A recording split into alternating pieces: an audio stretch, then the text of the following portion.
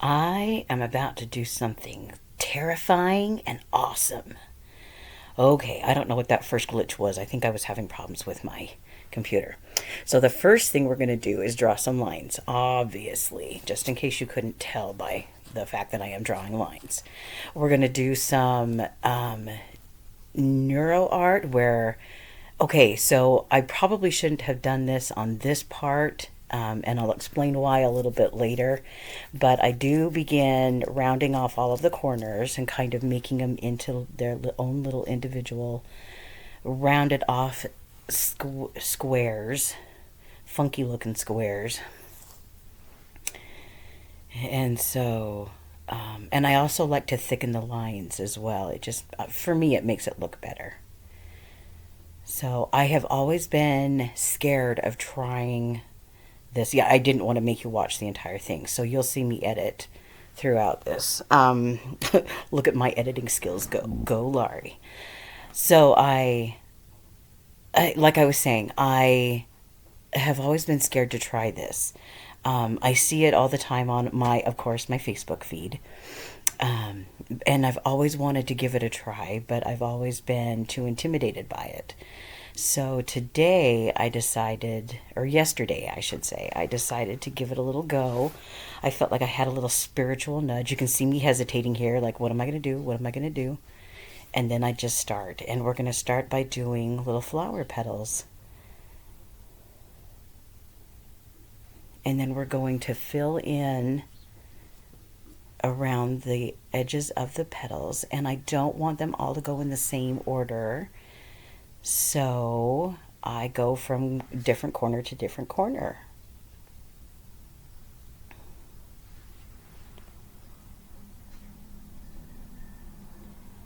Now this is a Zentangle pattern. I couldn't tell you what the pattern is called. But I love that I am practicing a Zentangle pattern, especially since this one is really quite popular.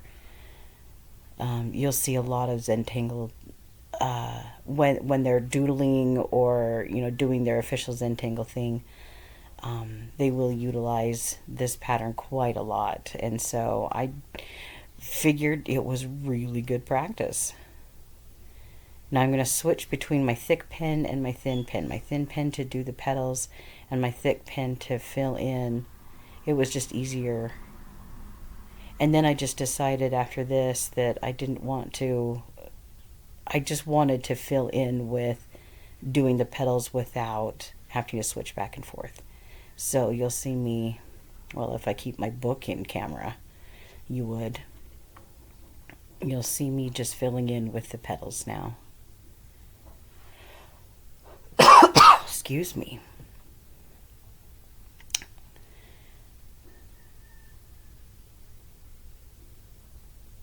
So I wanted to apologize for not posting last week. It was a rough week. I needed a mental health week, and my boss has been kind of messing with not messing with, I shouldn't say that. I mean, she's the boss. She can schedule me whenever she wants to, but I usually have a fairly set schedule. My weekends switch back and forth as to whether I work Friday or Saturday. But she had me working Monday and Tuesday is usually my filming day, and between that and, I had, some of you know, that have been with me with the channel for a while, that I have been remembering things from when I was young, some abuse that I endured at the hands of a neighbor, and I should say neighbors. It was pretty bad. It was pretty bad. And I have been in counseling for about 6 years, 6.5 years now.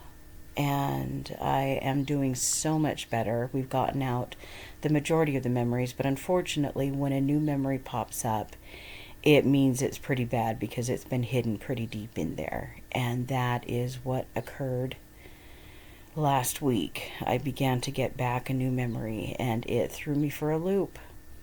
And I was not in a proper mindset to do something happy that brings me joy. I needed to feel what I needed to feel. That is something that my therapist has taught me, is that because I had to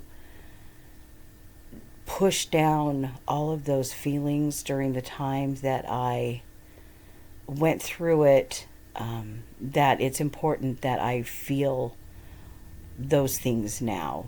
And that's kind of what I was going through last week. So I needed a week off, and so I missed doing something. I really honestly did, but I was looking at my little corner of my kitchen table, and all I could think was, I can't do this.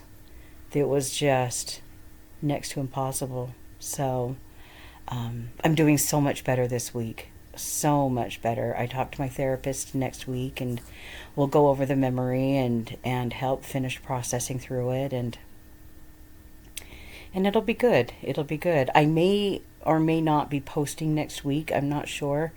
My daughter has a friend coming in from Minnesota, and so during my normal times that I would be recording and creating, I will probably be taking them out and about to things like the planetarium and the aquarium and all sorts of the EMs. Just kidding. And so we're really excited to have this person come, and we're gonna play with him for a week. So so if you don't see me next week, that's why. In any case, here I am going in and doing a little bit of shading, putting in little marks here to represent little folds and little creases in the flowers. It creates some realism, as well as, like I said, it creates some shading down at the bottom. And some people do this technique when they do this Zentangle pattern. Some people don't, but I really like the looks of it, and so that's why you see me doing it. I really started to get excited once I started putting the shading in, because I thought, this is looking cool. This is looking really cool. Oh, and the reason that I was saying I should have waited to do the corners and thicken up the lines was because if I had waited, I could have taken the petals a little bit bigger, and the in-between spaces, those thick, dark lines, wouldn't have been quite so thick. So, oh, here we go. My computer's about to take off again. You'll hear it revving up. Now, as we're getting down to the last here, we're coming up to the part that just got me so stinking excited. I mean, this was looking good already. I was really excited about this. But now we're going to get out my colored pencils. And these are just like Master's Touch and Crayola colored pencils that I have had for years and years. And I literally went through almost every single one of my I almost said crayons, every single one of my colored pencils, and found a color for each and every one of these flowers. So no two flowers are the same. They might be similar, but no two flowers are the same. And I'm not doing anything special. I am just coloring dark down at the bottom, and then lightening it up a little bit in the middle, and then really lightening it up at the top, so it looks like a gradient. Not a good gradient, but a gradient nonetheless. So this was a fun project, and this was one of the first projects I think I've done where I felt like I create not that I, oh gosh, how do I explain it? I didn't feel like a real artist, like an artist can sit down and paint, but I felt like this was mine. This was all my idea. I mean, I've seen it before, but do you know what I mean? I feel like I am just floundering for words here, and usually words are my thing.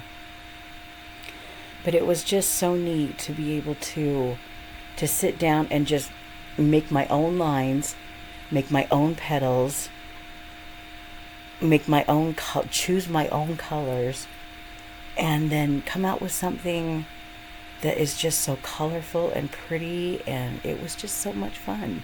So I really encourage you to give it a try. Like I said, I was terrified to try this. Um, I had seen it several times done by other people, and it looked overwhelming. It looked like this is too much, and I'm not good at this Zentangle pattern. Even though it's just simple little, not ovals, but petals, um, it wasn't something that I just naturally thought I would be good at. And I still won't say that I'm necessarily good at it, but it's definitely something I can be proud of. So I really, maybe that's just kind of your signal this week. Your key in that maybe try something that you've been afraid to do before. Because you never know how it's going to turn out. You never know exactly how pretty it's going to wind up being in actuality. Whether it's something artistic that you're looking to do, or if it's just something else in your life that you've been putting off because you're too afraid, just take a little step forward, have that courage and move forward. And you never know what awesome thing you can create or awesome thing you can do in your life. It could make your life easier, it could make your life harder, who knows. At least then you'll know, because you'll have tried. And yes, I really do make you watch every single color I put in, because I just love how they turn out. And yes, a lot of the colors do look similar, but I promise you, if you see it in person, every single color is different. And that's just like all of us. We are all different, but you put us together and we create something beautiful. I was thinking about that the other day with just, we're so, if you watch the media, we are so torn apart. Um, they have us always at odds, and I think people are so much more similar in thinking and in feeling than what the media would have us represent or be represented as. We're good people, and we just want what's best. And sometimes what's best for one person isn't best for another, but that doesn't mean that we can't get along. It doesn't mean that we can't be there for each other. It doesn't mean that there's not a solution. And so we don't have to listen to how divisive everything seems to be. Wow, okay, that was quite a long little Laurie soapbox. I will get off my soapbox now, because we are near the end, and I hope that you have really truly enjoyed watching this. This was so much fun to put together. And like I said, do something brave this week. You never know what it could bring you, what joy it could bring you, because this really does bring me joy every time I walk past my kitchen table and I see it there. It just puts a smile on my face. So in any case, everyone, I hope that you have a great day and you make it a great week, and we will, if not next week, we will just see you next time. All right, take care, everyone. Bye bye.